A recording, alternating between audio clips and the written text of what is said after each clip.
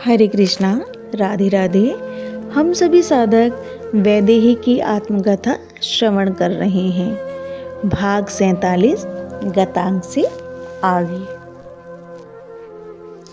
मैं वैदेही अयोध्या अनाथ हो जाएगी लक्ष्मण। जब प्रातः गंगा स्नान के बाद हम लोग किनारे में खड़े थे, तब एकाएक महामंत्री सुमंत्र ने हाथ जोड़कर अयोध्या चलने की प्रार्थना की थी। तब मेरे श्री राम मुड़े थे लक्ष्मण की ओर और कहा, अनाथ हो जाएगी लक्ष्मण अयोध्या, अगर तुम या मैथिली अयोध्या में होते तो। हे मेरे नाथ, बार बार ये कहकर हमें दुखी मत करो ना। लक्ष्मण के स्वप्न में स्वर में दुख था और उलाहना भी था। आपके अलावा हमारे जीवन में अब है ही कौन।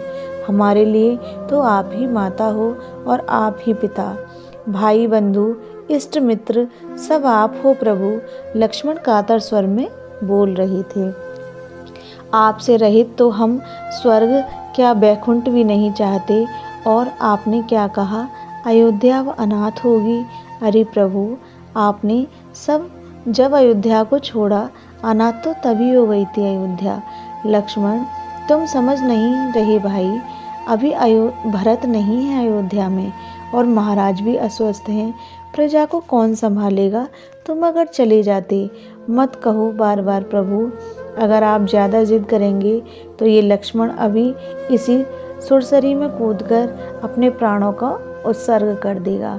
लक्ष्मण के मुख से ये सब बात सुनकर अब मेरे श्री राम मेरी ओर देखने लगे थे। मेरे महामंत्री जी की ओर देखा और उन्हीं की ओर देखकर मैं बोली, हे तात सुमंत्र, नारी का धर्म क्या है आपको मैं बताऊं, ये शोभा नहीं देगा। पर नारी के लिए पति से बढ़कर और कुछ है क्या। पति संबंध के कारण ही तो अन्य संबंध बनते हैं, पर मूल संबंध तो पति ही होता है ना। इस बात को हर ऋषि ने अपने शास्त्रों में कहा है। आप बड़े पुराने मंत्री हैं इस रघुकुल के। मैं आपसे पूछती हूँ कि क्या किसी पतिव्रता नारी को अपने पति को छोड़कर सुख सुविधा में रहना चाहिए। पति जहाँ वन वन में तपस्वी बनकर घूम रहे हों, वहाँ नारी को क्या राजवैभव में रहने की आज्ञा शास्त्र देता है। महामंत्री के सामने मैंने हाथ जोड़े थे। आप रघुकुल के महामंत्री हैं, इसलिए आप अनुचित आदेश मुझे नहीं देंगे। मेरे मुंह से ऐसा सुनते ही फिर बिलक पड़े थे सुमंत्र जी। मुझे महाराज की आज्ञा है, श्री राम मेरे साथ वापस चलें या कुमार लक्ष्मण और सीता को मैं अयोध्या ले आऊं। अब बारी थी मेरे श्री राम की। जिस रघुकुल में सत्य के लिए प्रसिद्ध हरिश्चंद्र जैसे राजा हुए, जिन्होंने सब कुछ त्याग दिया था पर सत्य को नहीं त्यागा। दृढ़ता ऐसी थी हमारे पूर्वजों की कि स्वर्ग से गंगा तक पृथ्वी में ले आए। आप क्या कहेंगे महामंत्री जी कि हम उस कुल के हैं, उस महान कुल के जिसमें रघु जैसे राजा भी हुए, जिन्होंने सत्य के लिए सब कुछ दान में दे दिया था।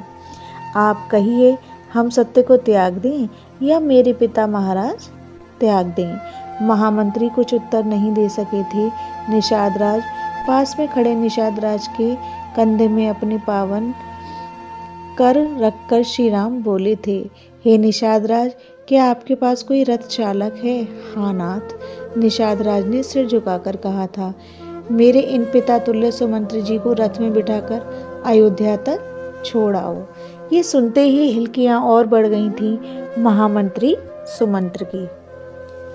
मेरे श्री राम समझते हैं आज सुमंत्र जी भाव जगत में ज़्यादा ही गहरे गए हैं, इसलिए ऐसी स्थिति में अकेले रथ चलाकर जाना उचित नहीं होगा।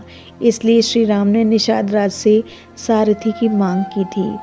पास में गए थे महामंत्री के, उनके स्कंद में अपने कर रखकर श्री राम ने कहा था, महाराज को मेरी ओर से प्रणाम करना। हे तात सुमंत्र, ये श्री राम अपने पूर्वजों के बताए सत्य मार्ग से कभी डिगे नहीं, ऐसा आशीर्वाद दें आप। और कह देना उस स्त्री लंपट दशरथ से कि अब तो प्रसन्न है वो। लक्ष्मण, जोर से चिल्लाए थे श्री राम लक्ष्मण से, क्योंकि ये बात लक्ष्मण ने कही थी। लक्ष्मण चुप हो गए थे। तात सुमंत्र लक्ष्मण ने जो कहा वो बात आप पिताजी से जाकर नहीं कहेंगे? कहिए तात, आप नहीं कहेंगे ना? सुमंत्र जी को विरह व्याप रहा था। वो हिलकियों से रो रहे थे। यह प्रसंग अब यहीं विश्राम लेता है। हरे कृष्णा, राधे राधे।